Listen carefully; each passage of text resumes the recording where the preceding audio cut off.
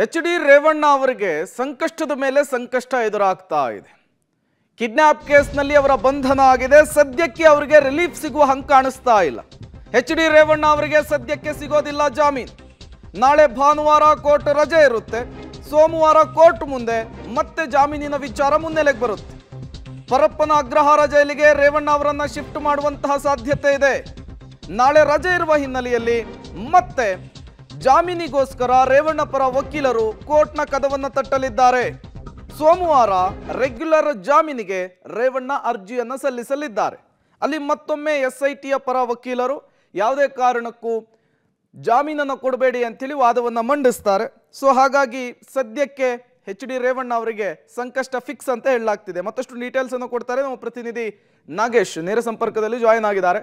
ನಾಗೇಶ್, ಇವತ್ತು anticipatory ಬೇಲನ್ನು high court ವಿಶೇಷ court ನಿರಾಕರಿಸಿರುವಂತಹದ್ದು. ಈಗ ಅವರ ಜಾಮೀನಿನ ಭವಿಷ್ಯ ಸೋಮವಾರಕ್ಕೆ ಶಿಫ್ಟ್ ಆಗಿದೆ. ಸೋಮವಾರ ಆದರೂ ಕೂಡ ಅವರಿಗೆ ಜಾಮೀನು ಸಿಗಬಹುದಾ? ಏನೆಲ್ಲ ಬೆಳವಣಿಗೆ ಆಗಬಹುದು ಸೋಮವಾರ ಅಂತ? ಪ್ರೇಮ್, ಕಿಡ್ನಾಪ್ ಕೇಸಲ್ಲಿ ಬಂಧನವಾಗಿರುವಂಥ ಮಾಜಿ ಸಚಿವ ರೇವಣ್ಣ ಅವರ ವಿಚಾರಣೆ ಮಾಡಲಿದ್ದಾರೆ CID ಅಧಿಕಾರಿಗಳು. ಇವತ್ತು ಬಹುತೇಕವಾಗಿ ಇಲ್ಲಿಂದ ಮೆಡಿಕಲ್ ಟೆಸ್ಟ್ ಮುಗಿಸಿದಂಥ CID ಕಚೇರಿಗೆ ಕರೆದುಕೊಂಡೋಗಿ ಅಲ್ಲಿ ವಿಚಾರಣೆ ಮಾಡಲಾಗ್ತಿದ್ದಾರೆ. ಈ ಒಂದು ಜಾಮೀನಿನ ಪ್ರಕ್ರಿಯೆಯನ್ನು ನೋಡೋದಾದರೆ ಇವತ್ತು ಅವರು ನಿರೀಕ್ಷಣಾ ಜಾಮೀನಿಗೆ ಮನವಿ ಮಾಡಿಕೊಂಡಿದ್ರು. ಆದರೆ ನಿರೀಕ್ಷಣಾ ಜಾಮೀನು ಕ್ಯಾನ್ಸಲ್ ಆದ ಕಾರಣ SIT ಅಧಿಕಾರಿಗಳು ಅವರನ್ನು ಬಂಧಿಸಿ ಈಗ ಸದ್ಯ ಮೆಡಿಕಲ್ ಟೆಸ್ಟನ್ನು ಮಾಡಿಸ್ತಿರುವಂಥದ್ದು.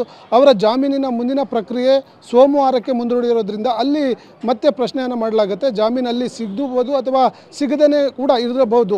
ಸಿಗದೇ ಇದ್ದರೆ ನೇರವಾಗಿ ಇಲ್ಲಿಂದ ತನಿಖೆ ಮಾಡಿ ಸಂತ್ರಸ್ತ ಹೇಳಿಕೆ ಮತ್ತು ರೇವಣ್ಣ ಅವರ ಹೇಳಿಕೆ ಪಡೆದು ಆ ಹೆಚ್ಚಿನ ತನಿಖೆಗೆ ಅವಶ್ಯಕತೆ ಇಲ್ಲ ಅಂತಾದಲ್ಲಿ ಅವರು ನೇರವಾಗಿ ಪರಪ್ಪನ ಅಗ್ರಹಾರ ಜೈಲಿಗೆ ಕಳಿಸ್ತಾರೆ ಅನ್ನುವಂಥ ಮಾಹಿತಿ ಕೂಡ ಇರುವಂಥದ್ದು. ಸೋಮವಾರದ ಅವರ ಜಾಮೀನಿನ ಭವಿಷ್ಯದ ಮೇಲೆ ಅವರು ಪರಪ್ಪನ ಅಗ್ರಹಾರ ಜೈಲಿಗೆ ಹೋಗುತ್ತೋ ಇಲ್ಲೋ ಅನ್ನುವಂಥದ್ರ ಮೇಲೆ ನಿರ್ಧಾರವಾಗುವಂಥದ್ದು. ಪ್ರೇಮ್, ಥ್ಯಾಂಕ್ ಯು ನಾಗೇಶ್ ತಮ್ಮೆಲ್ಲ ಮಾಹಿತಿಗಾಗಿ. ಕಿಡ್ನಾಪ್ ಪ್ರಕರಣದಲ್ಲಿ A1 ಆರೋಪಿ ರೇವಣ್ಣ, A2 ಆರೋಪಿ ಬಾಬು.